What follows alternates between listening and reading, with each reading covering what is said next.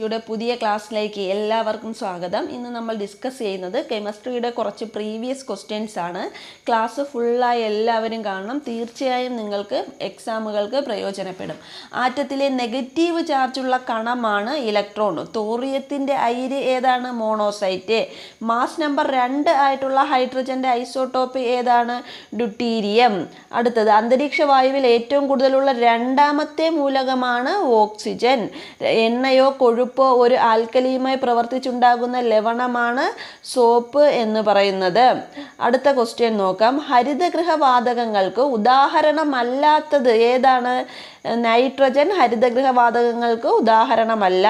ന്യൂക്ലിയസിനെ ചുറ്റിക്കറങ്ങുന്ന കണിക ഏതാണ്? ഇലക്ട്രോൺ. ഇരുമ്പിൻ്റെ ധാതു ഏതാണ്? ഇരുമ്പിൻ്റെ ധാതു ഹേമറ്റൈറ്റ്.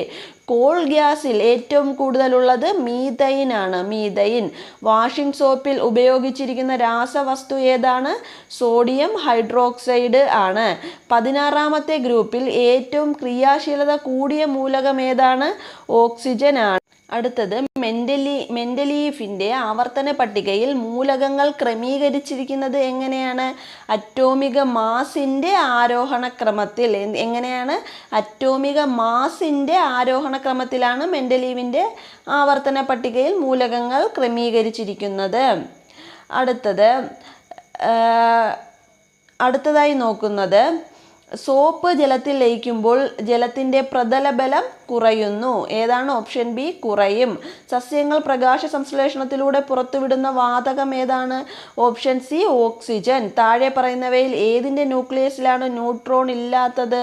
പ്രോട്ടിയം. ഒരു മൂലകത്തിൻ്റെ രാസപ്രവർത്തനത്തിൽ നിർണായക പങ്കുവഹിക്കുന്ന അറ്റോമിക കണങ്ങളാണ് ഏത്? Option A, electron. കലാമിൻ ഏത് ലോഹത്തിൻ്റെ അയിരാണ്? സിങ്കിൻ്റെ. Option C, zinc. ഭാവിയിലെ ഇന്ധനം എന്നറിയപ്പെടുന്നത് ഏതാണ്? ഭാവിയിലെ ഇന്ധനം option D, hydrogen. Bathing soap നിർമ്മാണത്തിൽ ഉപയോഗിക്കുന്ന പൊട്ടാസ്യം സംയുക്തം ഏതാണ്? Potassium hydroxide. ഓപ്ഷൻ സി ആണ്, പൊട്ടാസ്യം ഹൈഡ്രോക്സൈഡ്. ലെസൻസ് പരീക്ഷണത്തിലൂടെ തിരിച്ചറിയുന്നതിന് സാധിക്കാത്ത മൂലകം ഏതാണ്? ഓക്സിജൻ. ഏതാണ് ഉത്തരം? ഓക്സിജൻ. അടുത്ത ക്വസ്റ്റ്യൻ, താഴെ കൊടുത്തിരിക്കുന്നവയിൽ സംക്രമണ മൂലകം ഉത്തരം ഏതാണ്? മാംഗനീസ്. സംക്രമണ മൂലകം ഏതാണ്? മാംഗനീസ്. ഒരു വാതകത്തിൻ്റെ വ്യാപ്തം തന്മാത്രയുടെ എണ്ണവും തമ്മിലുള്ള ബന്ധത്തെ സൂചിപ്പിക്കുന്ന നിയമമാണ് അവഗാഡ്രോ നിയമം. ഓപ്ഷൻ സി, അവഗാഡ്രോ നിയമം. സ്വയം ഓക്സീകരണ നിരോക്സീകരണ പ്രവർത്തനങ്ങൾ വഴി വേർതിരിക്കുന്ന ലോഹം ഏതാണ്?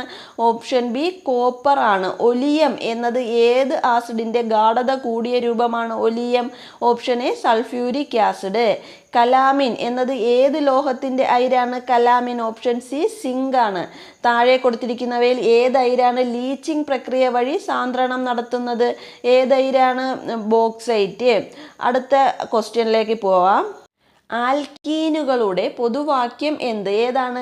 CnH2n. CnH2n എന്നതാണ് ആൽക്കീനുകളുടെ പൊതുവാക്യം. ഓപ്ഷൻ ബി, ഗ്രേപ്പ് സ്പിരിറ്റ് എന്നറിയപ്പെടുന്ന ആൽക്കഹോൾ ഏതാണ്? Grape spirit, ethanol. C. Option C, ethanol ആണ്. അടുത്തതായി നോക്കാം. സ്ഥിരകാന്തങ്ങൾ നിർമ്മിക്കാൻ ഉപയോഗിക്കുന്ന ലോഹസങ്കരമാണ് alnico. Option D, alnico. Option D.